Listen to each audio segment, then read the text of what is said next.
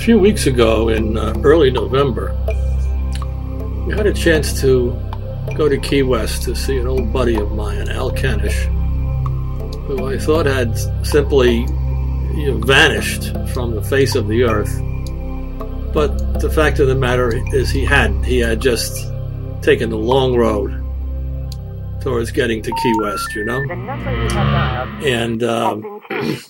The new number one of the things I asked him to do is to kind of show us some places in Key West. He's been living there for about, I would say about 10 years now, and he started a nice business for himself, working with artists in terms of taking very high quality digital color photographs of their work.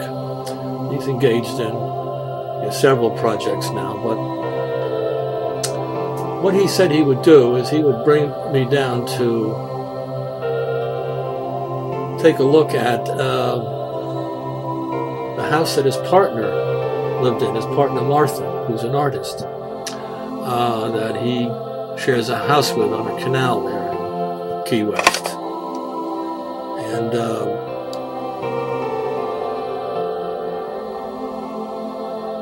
one of the things that he decided to show us was the house that Martha grew up in. And it's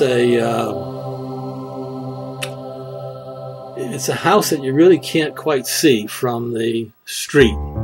It's very overgrown in front. You think you can see it until you go inside, and there you suddenly realize that the house has been built up over a period of time,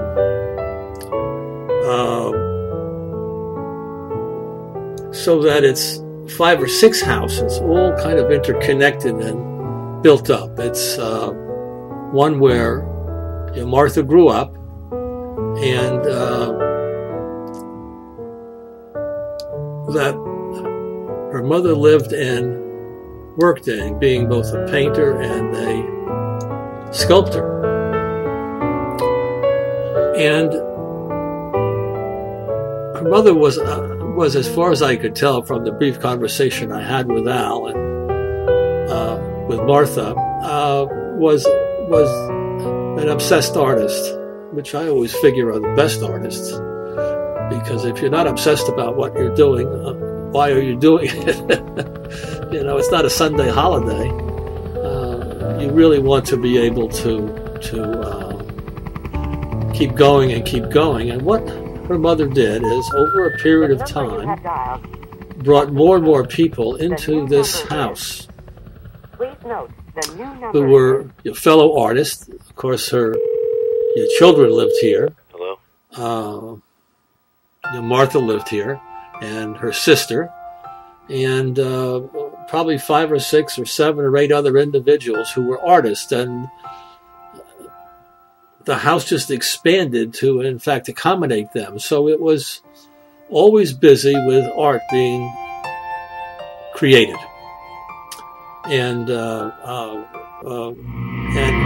from the looks of the house, since Martha's mother, Susie, had just died a few months before we got there, that the house was of little concern as long as you kept the rains out.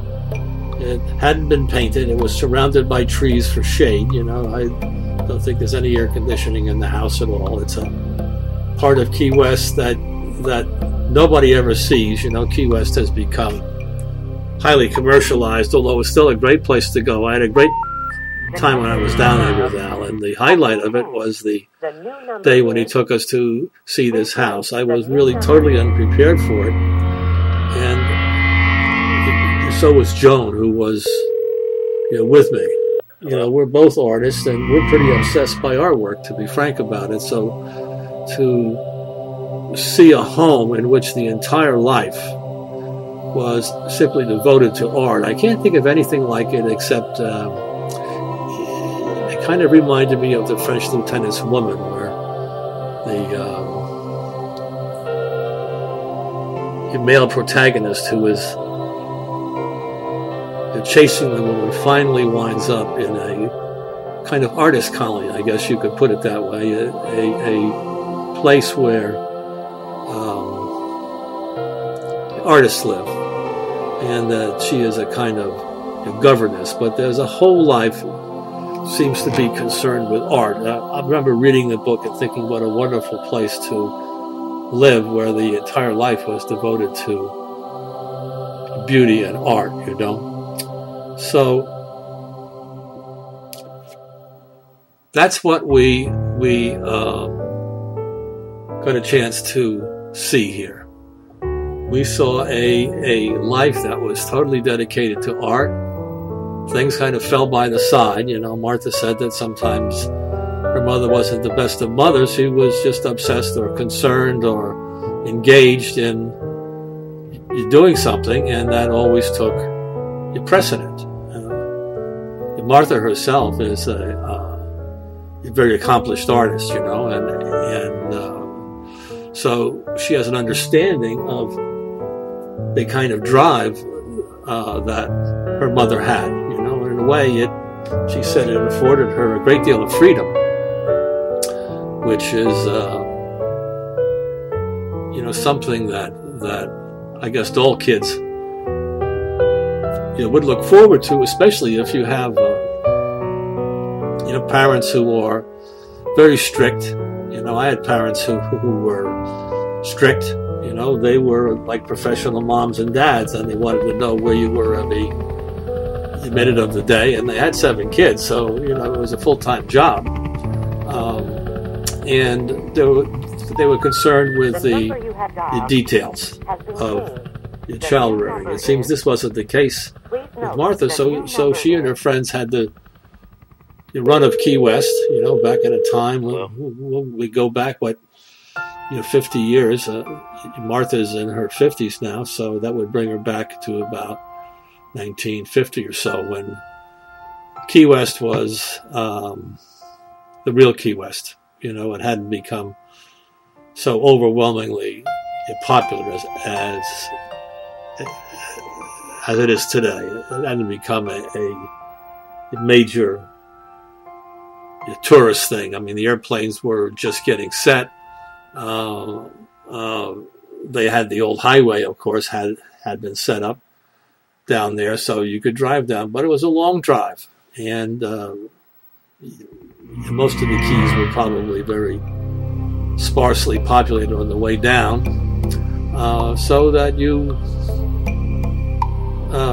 had some time to spend. You know, if you were going to drive down there from Miami, you know, you would come down US 1, and it's a 2-lane highway, and if there was an accident or something, it really took some time. It's pretty much the same today, by the way, you know. But, you know, one of the things that struck me about this house, as we kind of, wandered through it, is that, as you can see, you know, there are trees, growing up right in the middle, huge banyan trees that are just growing up and up and up and up. They must be at least 100 years old, we're pretty close to it. And there are the usual Key West chickens and roosters and cats around, and there are some people who are still living in the house after she died. There's a kind of question as to what's going to happen to the house. It's the kind of thing I think should really be preserved, but there's a lot of termite damage. This is a wooden house. This goes back, And in a way, I don't know if Susie or Martha would be interested in the kind of preservation effort in terms of the kind of nonsense you have to go through to raise money and to please others in order to save the home. They're probably going to just let it just have its own way with time. I think that's probably what's going to happen with Martha, since it's her house now, and she has a studio there where she works that Al helped her build in a more modern way, so that she had good light, and it would be cool on the hot days, so she could work a little bit better. So it would probably you'll see some of that a little bit later. It's up these stairs where you can see that. But the thing that really struck me, in fact, you've seen it earlier when we kind of wandered through the downstairs, were these wire and metal sculptures, which were really extraordinary, and that she was working on, I guess, right up until the day of her death.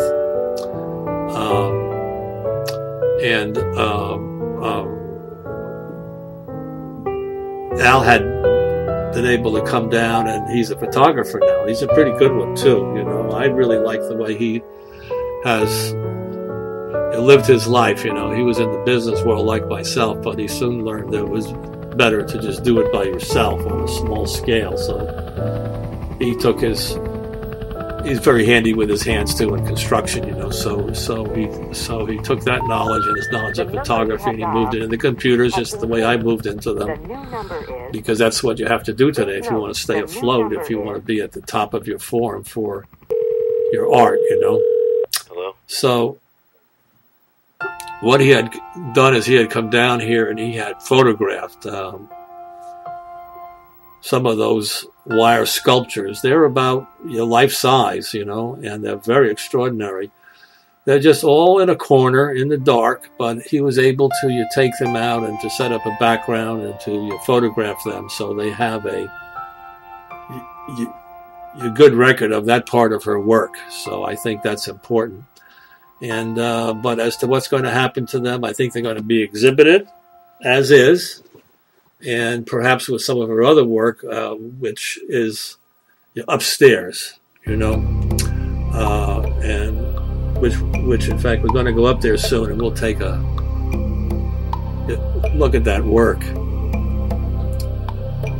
One of the things that really struck me about the house as we kind of wandered around the grounds and we looked at things in progress, you know, so to speak, things left half finished, you know, it was really like an artist's mind. You're always working on several things, you know, things are going towards completion, and then some other things are just starting out, and you're just juggling the balls. It's very easy to do, by the way. People who only can do one thing at a time, God bless them, are always kind of puzzled by that kind of ability. But I think that in terms of most artists, whether they be musicians or poets or writers or whatever it happens to be, they may be working on something, trying to get it finished, but in the meantime other things are always coming up. You know, if you have a fertile imagination and you don't try to control the creative process, then that's the way that you can do it.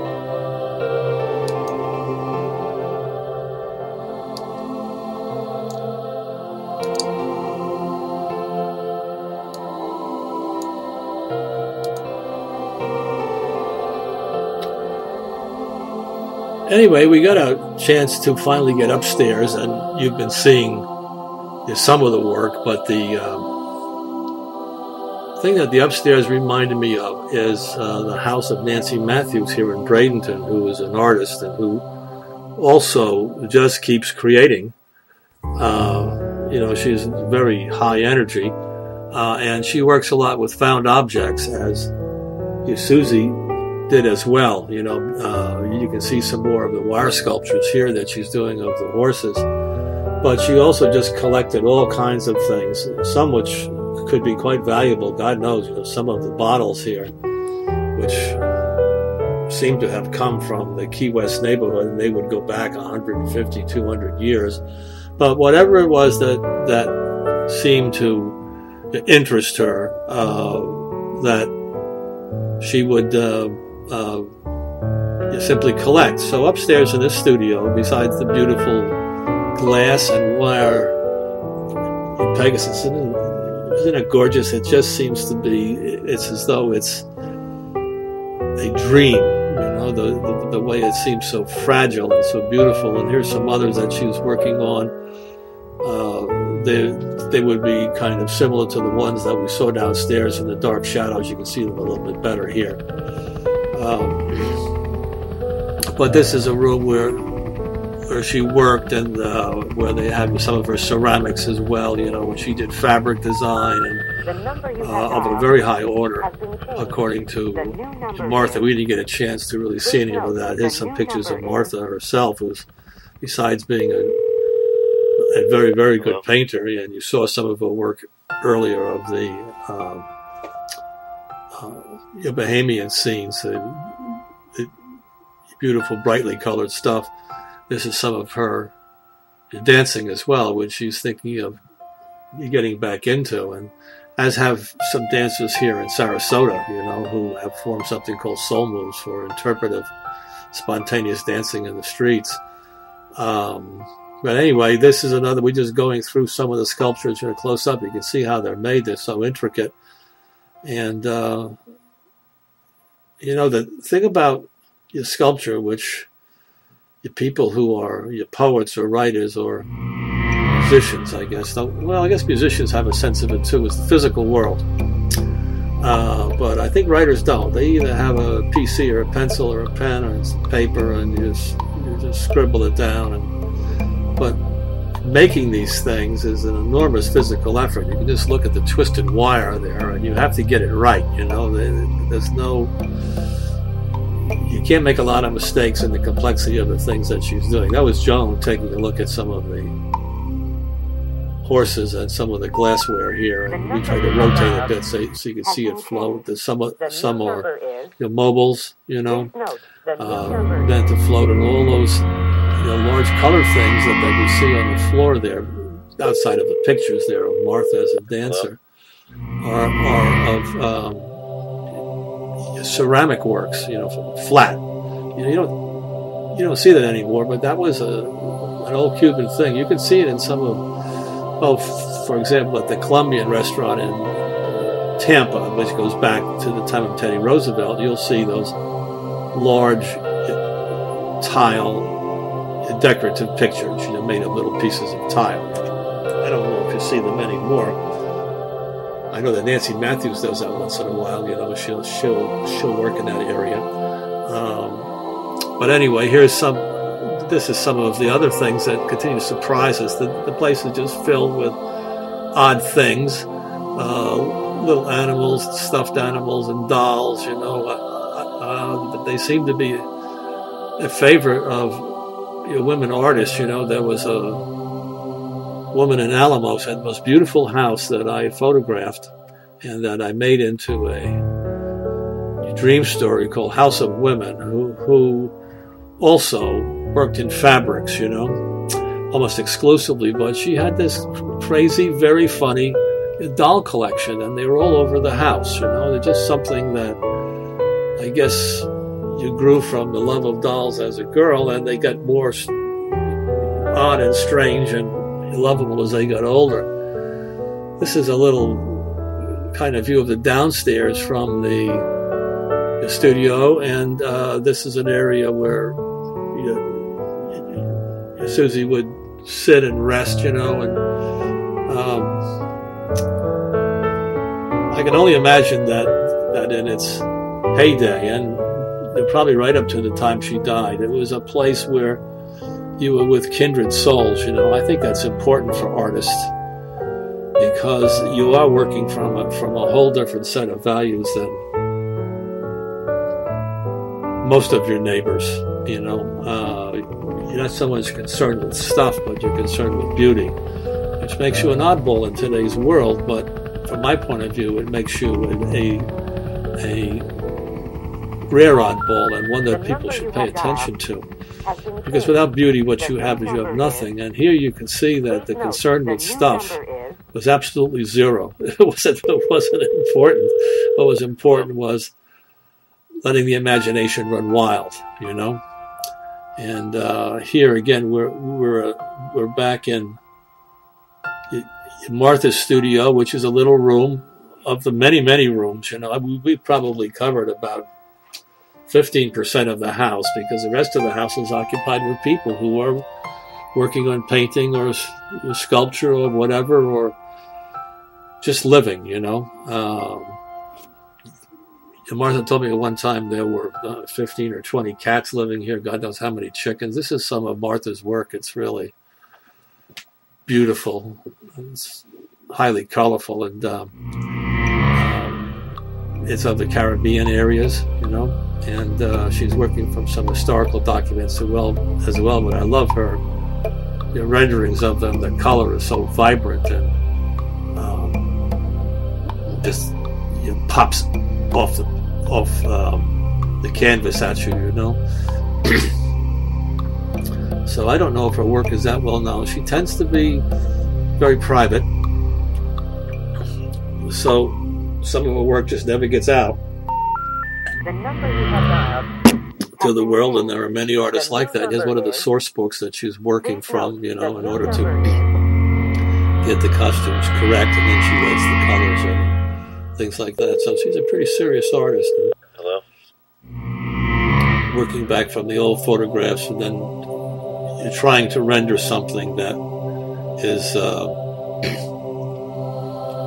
beautiful. You have to bring it out of the black and white of the history books and to bring it into the world of art. Some of those paintings are reproductions of the masters that Al did for her. You know, he has that business where he makes prints, and it's very easy to make prints of masterpieces that are really quite good in terms of their color, trueness, and accuracy, you know. And here we're going back into to another room. I forget what Al wanted to show us here, that there was something that he wanted to, you see, that he put in. I think that was the insulation that you put in so that when Martha came up here to work, it wouldn't be as hot as it had been in the past, you know. And he said at one time it was open air, but when the rains came, it was difficult to keep her work from getting spoiled. I think that's a picture of her mother as a young woman. I don't know for sure. Al didn't know. It may be a sister of her mother, but whoever it was, it's a very striking woman, that's for sure. And this is a little view of the trees and the roofs of the various parts of the house that have been just, you know, built up over time, you know.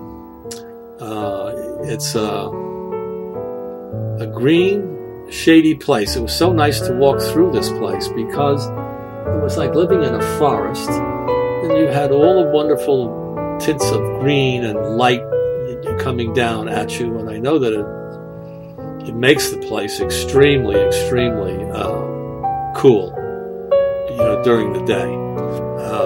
And it just makes it a joy when you look out the window that really you don't see anything except trees. And if you're walking around, you don't see anything but trees, or you'll see a piece of the next house. You know, here we're up pretty high, so there's one of the cats on the roof over there. You know, they're just going along, but all those rooms are, I don't know if all of them are occupied, but you know, most of them are. Hello? Yeah, some of them are relations, and then some were just artists and friends of Susie's. You know, she took in a lot of strays, and it was the way that she wanted to live. Just like she would pick up a bottle or a piece of glass or something, and she would also pick up people and bring them in. Little dog just saying goodbye to us. There's somebody working in the back, you know. I don't know what he was doing. Anyway, that was the trip.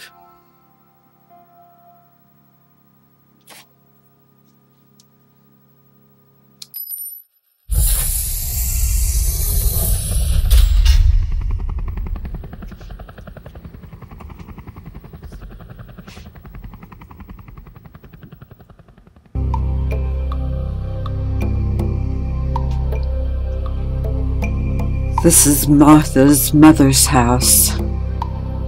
When Martha grew up, Martha and a slew of cats, too many to even count, and people. She kept bringing home people. They needed a place to stay, but nothing ever got done. Nothing ever got fixed. Only Martha's mother's art. She was obsessed. Hello? She was possessed She was crazy in her way, but she made things of beauty, of beauty that reached out and touched you, as the clutter did, as the chickens did, as the cats did. She brought them in, and all she cared about was making her art and making a place for creatures to be. Martha had a lot of freedom, maybe more than she ever wanted. Maybe she needed a more ordinary mother. Although Martha herself is not an ordinary person, her art, like her mother's, is beautiful. And Martha is drawn to beauty and drawn to life, like her mother, and not like her mother. Look at them, crazy cats. They're all over the place. She didn't forget to feed them or the chickens, and she probably had food for her children, but it was pulled together with one hand, while the other hand made sculpture and paintings and put pieces of glass together.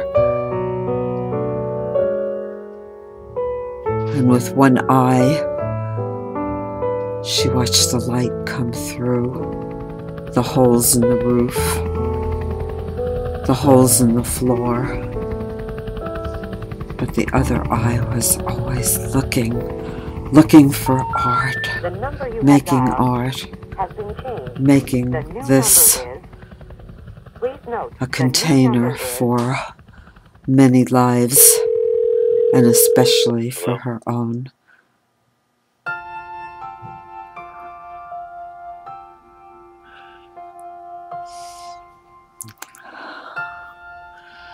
This is a house.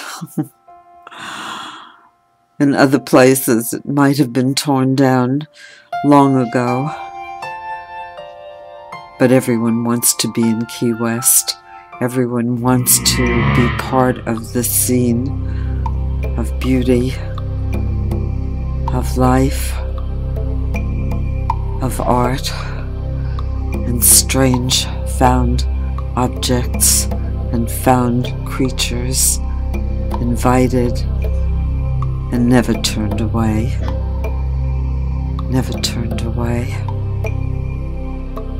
never turned away.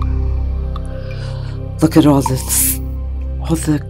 collections that she had, the bottles and the wires and the funny, beautiful, strange light coming through the windows, even the ones that were broken, and there were many of them. Hello?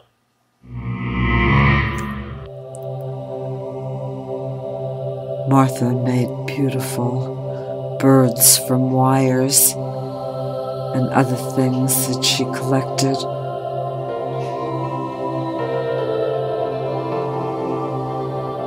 They moved me. They moved everyone who saw them. They were beautiful and delicate and fragile and strong and independent and, like Martha, strange in her ways, but with an eye and a heart for what is beautiful and what is true and what is hers.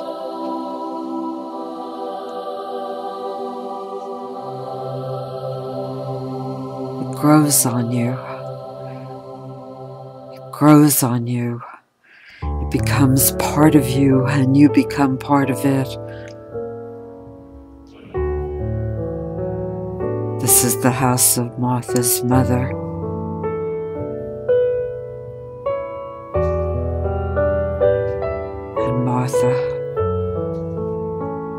was like her mother in some ways, and in other ways, herself.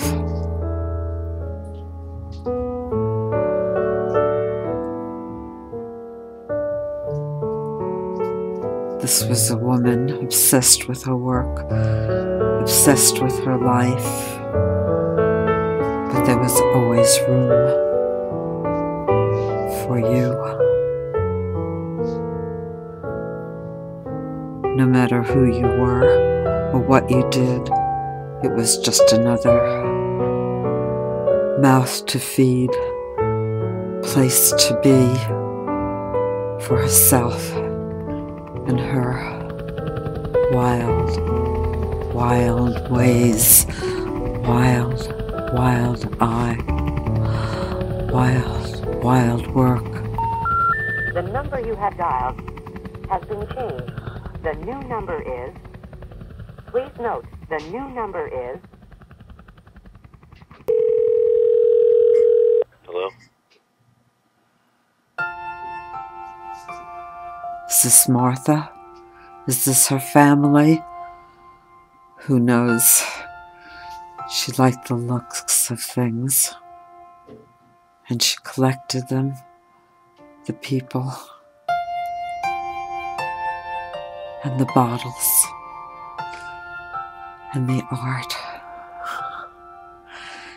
It was all beautiful to her. She would part with none of it during her lifetime, and who knows what's going to happen to it now. But people should see it. People should see that sense of an artist having lived here and worked here her whole life.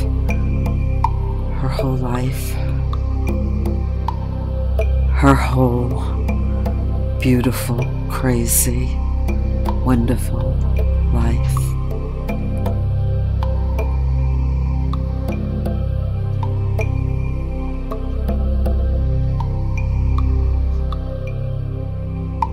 Do you feel it?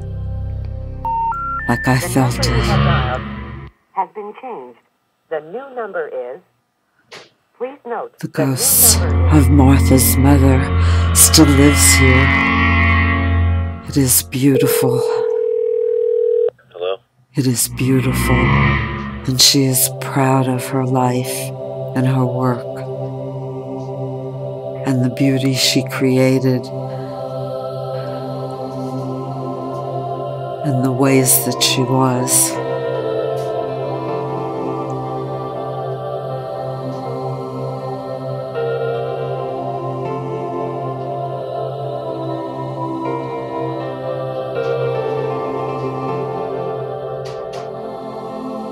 There are people everywhere.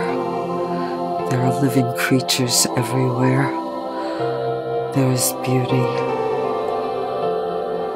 There is beauty in the disarray, and the decay, and the leaks, and the cats.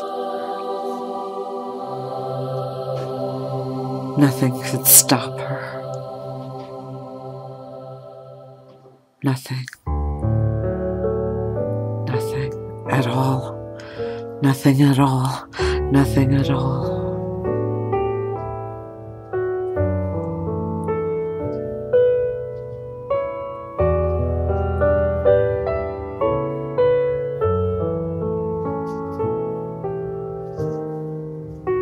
It's just like she left it,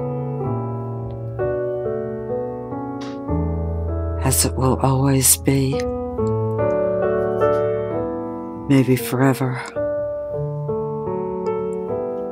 Maybe her work will have a life of its own now that she's dead. Everything she made is imbued with her spirit.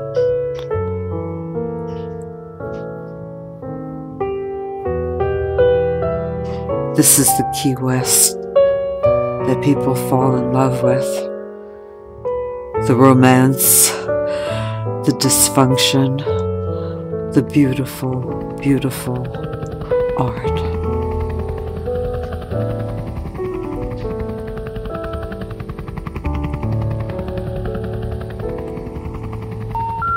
The number you have dialed has been changed. The new number is...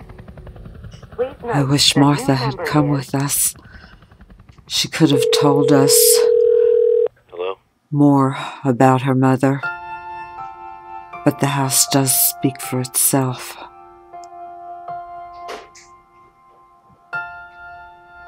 The beauty, the obsessions, the spirit that lived here all these years. All these beautiful art-making years.